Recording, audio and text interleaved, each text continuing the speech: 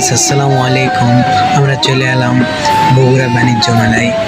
এসে দেখলাম অনেক পরিমাণ ভিড়, আর গেটটা অনেক সুন্দর হয়েছে। তো ফাইনালি একটা বন্ধু আসার কথা ছিল, ও আসতে অনেক দেরি করছে, তাই আমরা বাইরে অনেকক্ষণ ওয়েট করছি। এত পরিমাণ ভিড়ের মধ্যে আমরা অনেক ওয়েট করলাম। ওয়েট করার পর ও আসলো।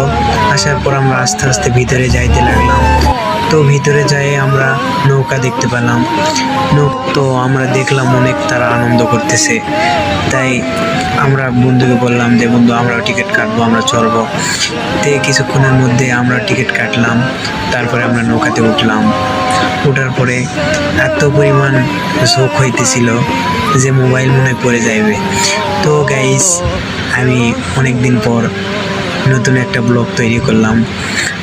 তো ফাইনালি আমাদের